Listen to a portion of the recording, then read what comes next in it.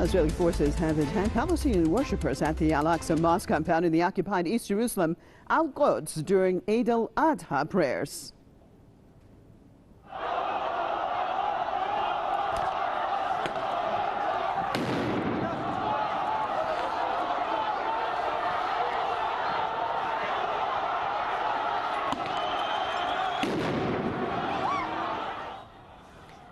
Hundreds of thousands of Palestinians were performing Eid al-Adha prayers when Israeli settlers backed by army forces raided Al-Aqsa Mosque. Clashes intensified after Israeli settlers entered the mosque to mark a Jewish occasion. Israeli forces used tear gas and live ammunition to disperse the Palestinians. At least 14 worshippers were injured, while some others were affected by inhaling tear gas. Now, a number of Palestinians were also arrested by Israeli police.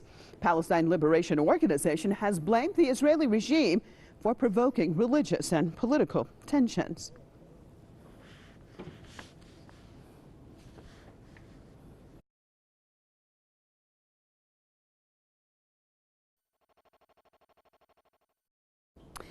Well, I'd like to welcome both my guests to the program. We have Mona Kandu, Press TV's correspondent out of Ramallah by phone, and we have Saib Sheth, author and Middle East affairs expert out of Belfast. Thank you both. Mona, can you please give us an update on the situation? Let's start off there.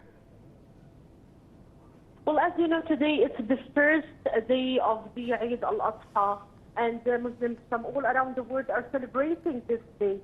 Today in the occupied West Bank and Jerusalem Al-Quds, there were calls for Palestinians to go to Jerusalem Al-Quds for performing the prayers in the Al-Aqsa Mosque.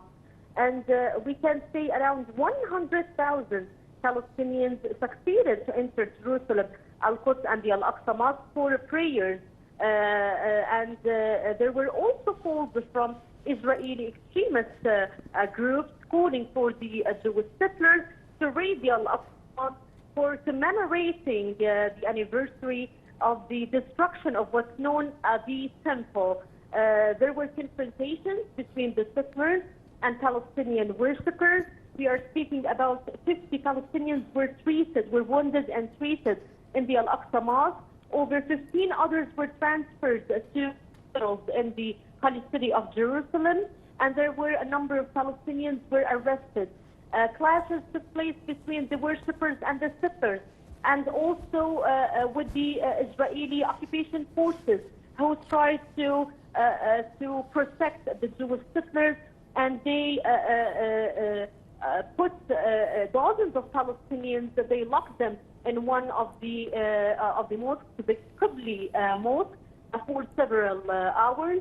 It seems that there is tension could be rising. However, Palestinians, they sent a clear message that they would continue to defend the Al-Aqsa Mosque, and they will stand confronting the Israeli settler raid. All right. Well, thank you so much for that update. Stay with me, Mona, but I want to get Saib's perspective in this. Saib, when we see this situation, you've heard our reporter on the ground there in Ramallah talking about it.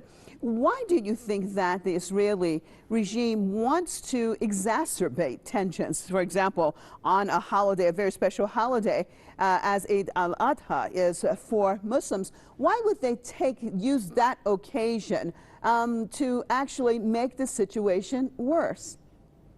Yes, they tend to do that. They tend to use the holy Islamic festivals and occasions to insult Muslims around the world and tell them, you know, we can do whatever we want to the holy sites in occupied Palestine, with the blessing of Arabic regimes as well, who's complicit with them, and they are not deterred by anyone. So, but the Palestinians will stand for them, as we noticed. The people in Al-Aqsa, mostly they call them al-Murabitun, who they are steadfast in defending the holy site. But it's a habit of the Zionist entity, these ministers, army generals, members of Knesset, and other officials, always along with their fanatic Zionists and settlers. They storm Al-Aqsa Mosque, and they try to push the boundary there to change the status quo and to impose and to change the Islamic identity of this holy site, which is only Islamic, and say no, there is a claim for the Zionist Jewish in here, and we have to do what they call it, the division in time, zone, and play, and the place itself. They want to do what they did in Hebron before, to divide the places between Muslim worshippers and Jewish worshippers. The first step after occupying of Jerusalem in 1967 with Moshe Dayan visit to the Holy Aqsa, which famous one. Then in 2001, when Arafat refused Clinton proposal about the Al-Aqsa and about Jerusalem, Sharon stormed with his settlers Al-Aqsa Mosque, and that sparked the Palestinians to start the second intifada, an armed intifada which banned Israel and showed them how dear is the Islamic site to the Arab Muslims in Palestine. So if they didn't learn the Israelis from that lesson, and they think Donald Trump with his proposal of the deal of the century, whatever, can give them the green light to change the situation in Jerusalem, Al-Quds, they are mistaken. The Palestinians will fight them to the last drop of blood in protecting Al-Aqsa Mosque. Well, Saab, isn't it also significant that the Israeli regime feel that it's not going to be any repercussions? Even, first of all, we have film of what happened today, but I'm sure that it's not going to be shown on mainstream media, at least not with reflecting reality that was on the ground. Isn't it obvious that the Israeli regime feel that it can get away with anything, that even something like this on a very holy day for the Muslims, and they have this crackdown, and there were people with cameras, they're not even worried about any type of repercussions? The Israelis, they will tell the Palestinians as well, we are following a Saudi example, for example, what they're doing in Mecca. When they're supposed to be doing improvement in Mecca, they desecrate holy sites in there, and they destroy the heritage of the Prophet Muhammad sallallahu alaihi wasallam. And the Israelis acting accordingly. And we've seen the same thing. The Takfiri groups in Syria did the same thing to the disciples of Prophet Muhammad, Sahaba, to their graves. The whole thing, this is Zionist entity which have in it the Jews and the Arabs, Muslims of Saudi Arabia and the rest. They would do that, and they will act according to that, and that is their precedence. It's happened to them in Syria, it happens in Saudi Arabia, and they think they're going to do that in Palestine. They are mistaken, because Palestine is holy as well as Mecca is holy to the whole Muslims.